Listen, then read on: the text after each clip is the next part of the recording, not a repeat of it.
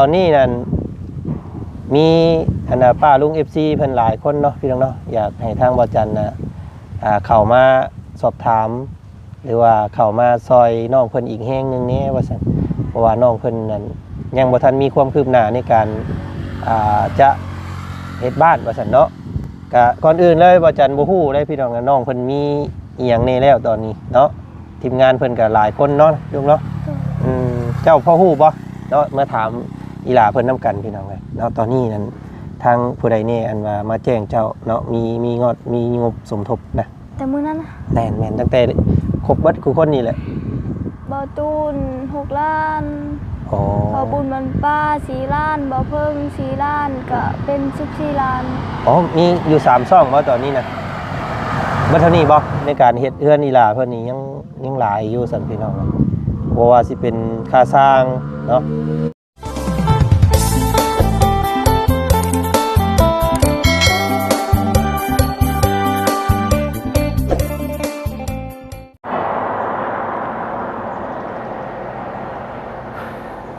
ตัวเปลี่ยนอะไรเนาะ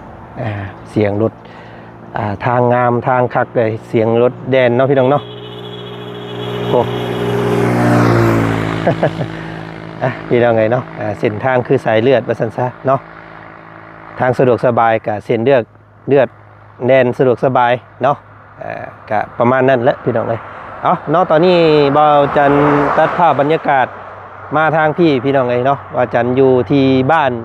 กาลับเด้อพี่น้องเด้อเมืองเซโปนแขวงสะหวรรณเขตเนาะพี่น้องเนาะมา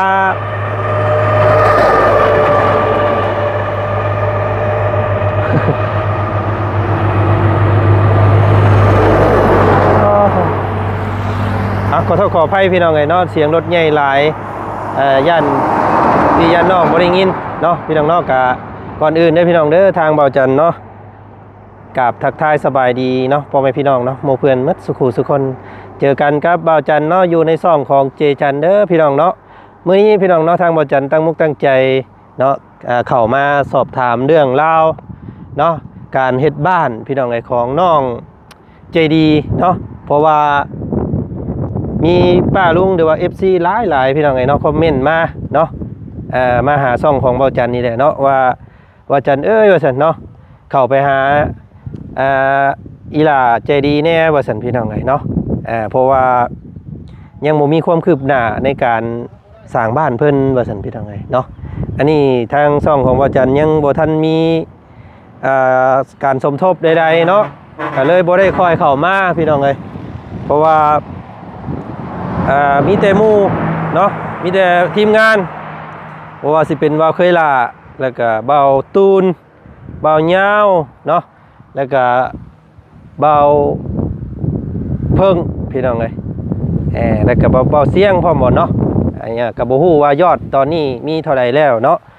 เดี๋ยวสิเข้ามาถามอีหลาเพิ่นน้ำกันมื้อนี้พี่น้องเลยเพราะว่าป้าลุงหลายคู่หลายคนอยากให้อีหลาเพิ่นได้เฮือนว่าซั่นเนาะตอนนี้ก็ยังได้แต่ที่ดินบ้างเปล่าอยู่พี่น้องเลยได้แต่เสาเนาะก็พี่น้องเลยก็แล้วแต่บุญวาสนาของอีหลาเพิ่นเนาะพี่น้องมื้อนี้ก็สิเข้ามาทำน้องเพิ่นเบิ่งเนาะเพราะว่าทีมงานก็กระเจกกระจายกันไปว่าเบาตูนเนาะก็เบายาวอยู่บ้านพี่น้องยังบ่ทันได้ขึ้นมาแล้วก็เบาเพิ่งเคยล่าก็รู้สึกว่ามีเท่าใดก็เนาะเดี๋ยวสิถามน้องใจดีน้ำกันมื้อนี้พี่น้องเดี๋ยวไปเบิ่งไปส้มไปเนาะเนาะโอเคตอนนี้ทางว่าจันกะมาพบพ่อน้องใจดีเพิ่นโอ้พี่น้องเนาะใส่เสื้อบ่าวจันอย่างงามเลยมื้อนี้โอ้ยเข้ากันกับสีผมอำลำเนาะอันสีเสื้อสีนี้พี่น้องสีแดงอันเข้มๆแล้วก็ผมก็สีทองๆหน่อยนึงฮะก็บ่เฮียนตรงไหนยอมเพิ่นตรงไหนอาจารย์ครูเพิ่นให้บ่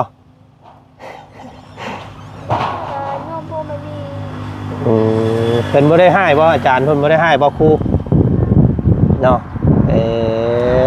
พี่น้องเนาะเนาะโอ้ยแดดร้อนคักอีหลีมื้อนี้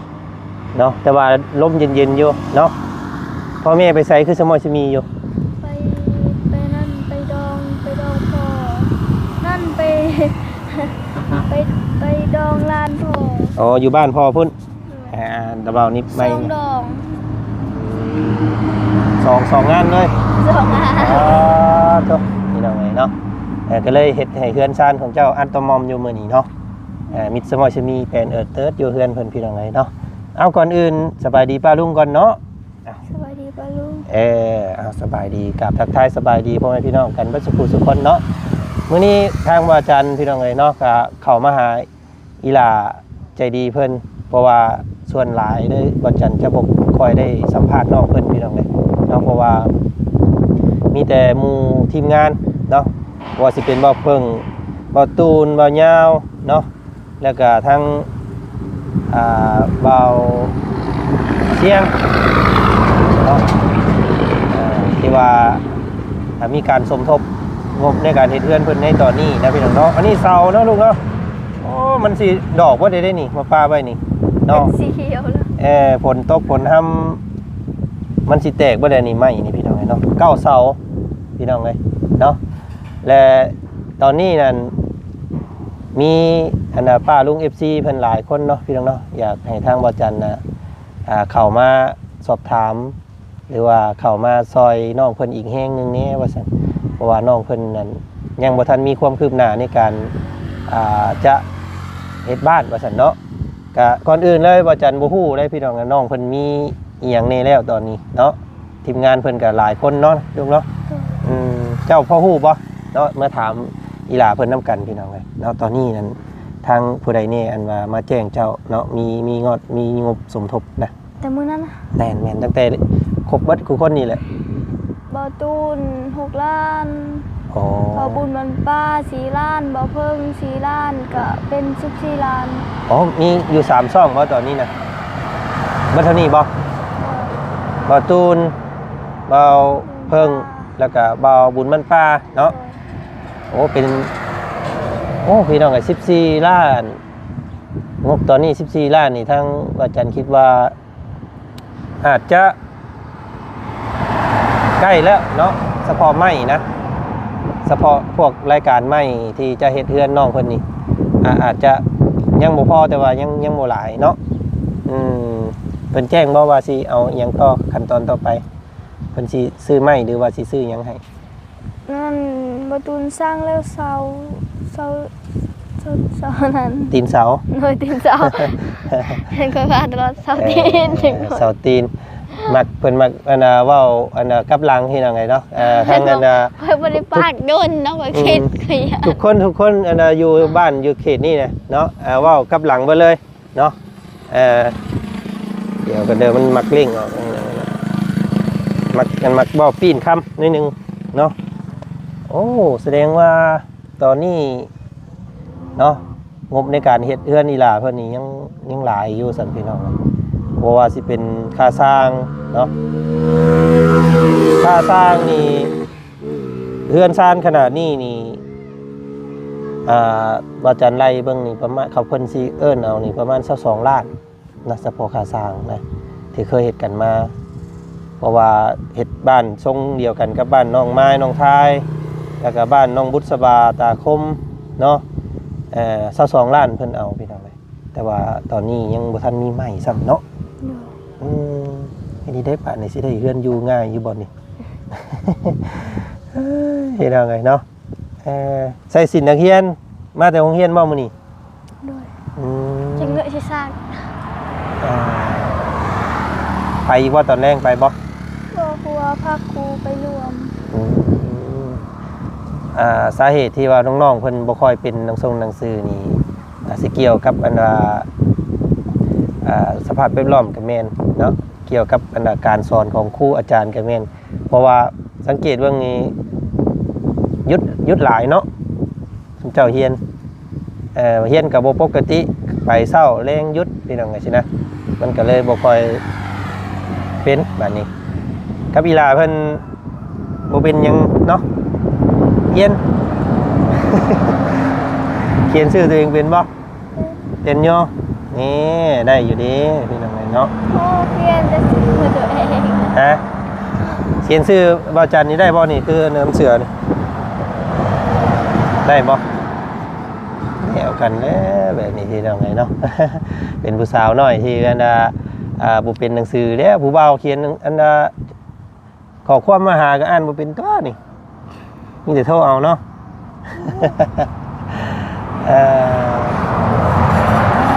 ก็บ่ค่อยได้มาหาอีหล่าเพิ่นแต่ก็บ่ค่อยได้นั่งล้มกับน้องเพิ่นแบบนี้จักเทื่อพี่น้องอันนี้เป็นครั้งแรกของบ่จันเนาะที่สัมภาษณ์น้องเพิ่นแล้วก็แบบแบบซึ่งหน้ากันแบบนี้นะแต่เก่าก็มีแต่ผ่านๆเนาะพี่น้องเนาะก็มีแต่ขึ้นอยู่กับบุญวาสนาของน้องเพิ่นเนาะว่าสิได้เฮือนง่ายได้ซำใดพี่น้องเนาะเพราะว่าเฮือนก็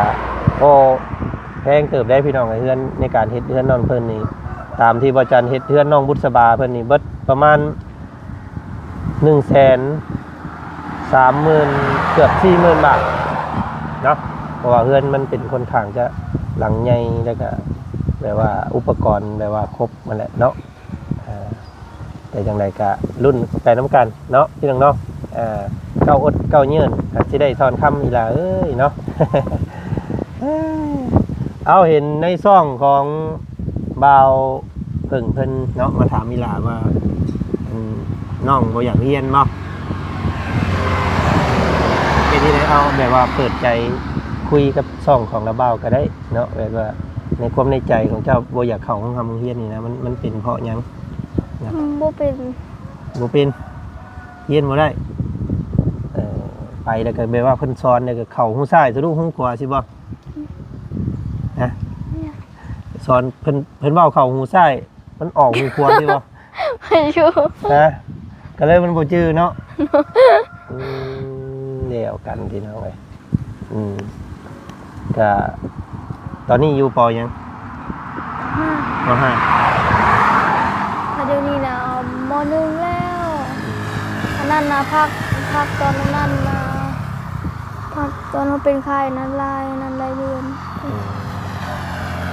ก็จบป.5นี่ก็ปีหน้านี่ก็สิต่อม.1อยู่บ้านดงพุ่นได้บัดนี้เนาะแม่นบ่ไปไกลได้บัดนี้พี่น้องเอ้ยตัวเองบัดบ่เป็นบัดนี้นะน้องเพิ่นก็เลยท้อบ่เป็นเขาอยากออกแล้วเพิ่นเลยก็เลยแบบว่าถ้าเป็นแบบผู้น้องเลี้ยงแต่จริงเดี๋ยววอนเป็นใครแน่แบบขึ้นม.1นี่เพิ่นสิเคร่งครัดกว่านี้เด้การเรียนเจ้าต้องเป็นหนังสือเจ้าต้องอ่านได้เขียนออกได้ก็เจ้าต้องแสดงออกนี่คือโอ้ยมันเว้าง่ายๆก็ขึ้นม.1ต้องอ่านเป็นเขียนได้นะพี่น้องเอ้ยเนาะอันนี้น้องเพิ่นยังบ่เป็นหยังว่าซั่น อยู่ป.5เนาะเอาไก่น้อยจ้างขึ้นซื่อๆพี่น้องเอ้ยเว้าง่ายๆเนาะก็เลยท้อก็เลยบ่อยากมาต่ออยากยาว่าซั่นซะเนาะโอ้เฮ็ดจังได๋เด้บาดนี้พี่น้องเอ้ยเนาะสิเศร้าๆนี่โมเมนต์หยังบ่คิดน้ำเรื่องเฮียนนี่บ่เนาะพี่น้องเนาะกะเรื่องเฮียนนี่สิว่ามันบ่สายเนาะเฮียนได้ตลอดเฮียนได้ทุกอายุเนาะมันบ่มีมือสายการเล่าการเรียนนี่พี่น้องแต่ว่าน้องเพิ่นมันบ่ปองว่าซั่นซะเนาะเขียนบ่เป็นทางเฮาก็จักสิว่าในใดพี่น้องไงเนาะก็สุดแต่ใจน้องเพิ่นด้วยกันเนาะถ้าน้องเพิ่นว่าบ่อยากเรียนถ้าจิตใจเฮาบ่สู้กับสิ่งที่เฮาบ่มักนี่ต่อให้เฮาพื้นไปห้ำไปเฮียนนี่ก็บ่เป็นคือเก่าเด้เนาะตามที่บ่จันตามที่อ้ายเคยเฮียนมาก่อนเนาะถ้าเฮามักถ้าเฮาแบบเต็มใจอยากไปหรือว่าถ้าสนใจที่เฮาอยากเฮ็ดสิ่งที่เฮามักเนี่ยมันยอมออกมาดีเนาะแต่ว่าอีหลาเพิ่นนี่แบบว่ามันไปได้เฮียนแบบมันลำบากใจนะมันบ่เป็นเนาะมันก็อยากยาว่าซั่นพี่น้องมันก็เลยแบบบ่มีจิตใจจะในการศึกษาหำเฮียนมันก็เลยบ่เป็นเนาะพี่น้องเนาะก็สิประมาณนั้นทางวัดจันทร์จะบ่บังคับเนาะพี่น้องเด้อเนาะคำว่าอีหลาอยากยาก็ยาเนาะตั้งมุกตั้งใจยาแล้วก็หาเวียกหางานเฮ็ดเนาะเฮ็ดให้เฮ็ดสวนพ่อแม่ซอยพ่อแม่เนาะอันนี้ถ้าเฮาไปบังคับนี่วัดจันทร์คิดว่าบ่ได้คือเก่าได้พี่น้องเนาะคนเฮาแบบว่าเฮา มันบ่สู้เลยเด้เนาะบ่สู้กับการเรียนเลยสิไปบังคับให้น้องเพิ่นเข้านะมันก็บ่ได้เนาะมันก็เป็นการแบบว่าเสียเวลาซื่อๆซั่นซะเป็นจังได๋น้องมีแต่ให้มามื้อนี้ก็อยากมาโอ้มาล้มอยากฮู้จักยอดในการเฮ็ดเรือนเจ้านี่แหละเนาะเรื่องเรียนน่ะเราบ่ได้บังคับเด้อเนาะเพราะว่านี่เนาะอ้ายจบม.7 มาพี่น้องเอ้ยจบม.7 มาก็บ่ได้เป็นหยังคือเก่าเนาะเพราะว่าเฮาบ่มีทุนในการสู่ให้มันถึงจุดสูงสุดนะเนาะเพราะว่าต้องมีเงินเด้เป็นจังได๋เฮาตั้งใจเรียนอย่างเดียวนี่บ่ได้ต้องมีเงินเนาะเพราะหยังคือว่าฉันพอน้องเพิ่นเรียนนี่ยิ่งเรียนยิ่งไปไกลไปเรื่อยๆเนาะยิ่งไปไกลเรื่อยๆเฮาก็ต้องใช้เงินในการเดินทางการทำการเรียนซื้อชีวประวัติเนาะซื้อปึ้มขึ้นม.1นี่มันมี9วีซ่า10วีซ่าพุ่นเด้วีซ่าเรียนหลายอันนี้มีจักวีซ่าก็หาปึ้มนะแม่นวีซ่าเรียนบ่ ปึ้มแบบใดวีซ่าเรียนของเจ้านี่ภาษาลาวเนาะภาษาลาวมีชาติสังคมสิ่งแวดล้อมคุณสมบัติบัดขึ้นไปม.1นี่หลายกว่านี้อีก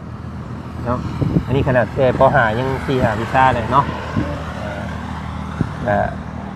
ปุ้มนี่โอ้พี่ละพี่น้องเลยเนาะสมุดฐานเรียนมันต้องขนาดนั้นเลยเนาะหัวนี่มุนๆเลยแหละเนาะมันมีหลายวีซ่าเด้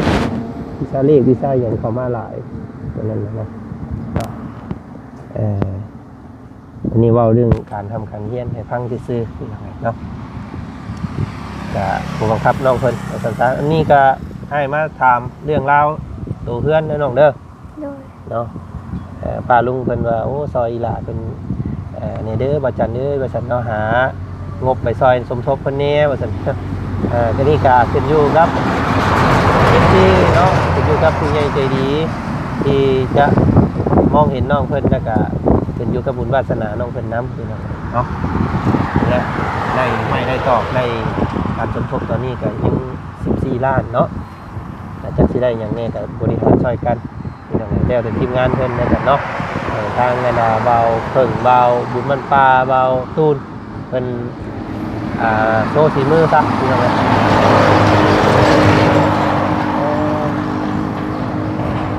เขาน้องกันนั่งใจดีน้องกันแต่งจริงกับน้องเลี้ยงกับงานเนาะไม่ได้ไปโรงเรียนที่ไหนเนาะสร้างเป็นเฮ็ดฮอตใส่แล้วใส่เงินน้องนี่เป็นยังโมแล้วเนาะสามนอกสามในแล้วก็ติดกะโลอีกก็ยังลายอยู่อันนี้ก็ได้เนาะ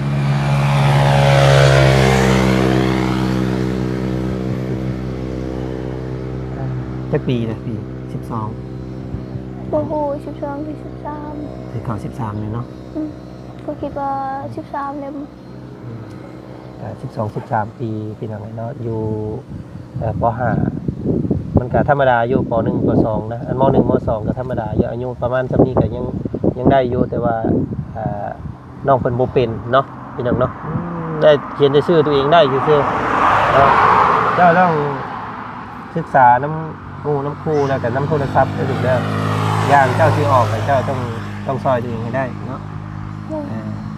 เรียนเอาความรู้เสียงเอาคะแนนเพิ่นว่าพี่น้องเรียนนี่ใดก็ได้ให้เจ้ามีความรู้เนาะเสียงย่ำเสียงนี่เฮ็ดนี่ใดก็ได้ให้เจ้าได้คะแนนนะผู้ทุกคนนี่ก็ความรู้อ้อมตัวเนาะถ่วมตัวแต่เอาตัวบ่รอดก็มีเนาะฉะนั้นแล้วเจ้าก็ถึงเจ้าจะออกคำออกเฮียนเนาะเจ้าก็ต้องให้มันอยู่รอดต้องเอาตัวเองให้เก่งไปซั่นซะเด้อที่นั่นเลยเนาะเอาก็บ่มีหยังหลายเนาะคลิปนี้ก็มาทักมาถามพี่น้องเลยก็ถ้าผู้ใดเนาะอยากช่วยน้องเพิ่นให้มีบ้านเฮือนซ่านมีชีวิตที่ดีขึ้นเนาะให้ประสบผลสำเร็จในการเฮ็ดเฮือน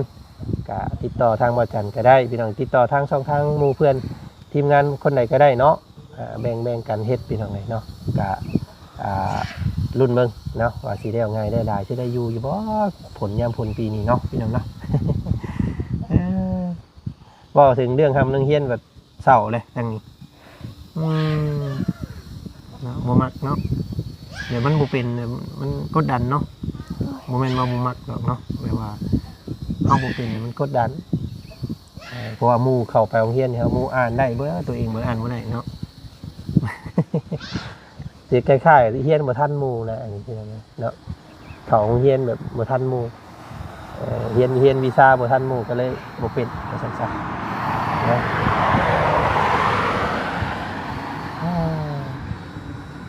เนาะ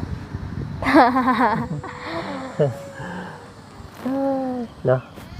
จะ บ้าวบ่ญาติวงบ่ อาจารย์เนาะมีบุ้งบ่ฮะบ่ได้มีบ่อย่ารอเห็นวงน้ำส่งน้ำเสือบ่ได้เด้อพี่น้องเนาะแต่ว่าปุ๊บปะยาวเด้อเด้โอ้ มื้อนั้นเด็กกูมีเด้ไปหานั่นเด้นั่น ก็มีบุ้งมีหยังเดี๋ยวมาใกล้แล้วว่าวเด้อ ส่งแม่ตะกิ้งน่ะสีเขียวแหละบงนั่นสีเขียวโตบ่ง่ายๆนะกูมีเฮ็ดกูมีแล่นนี่เลย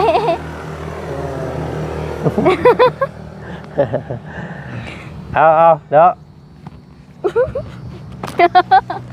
เฮ้ยวงอุ้ยบ่ได้โอ้ยแต่ว่าอยู่ได้เอาไปป้าก่อนเด้อเนาะ เอามีแต่รุ่นเบิ่งหมู่คู่เพิ่นเข้ามาหาอีกเนาะ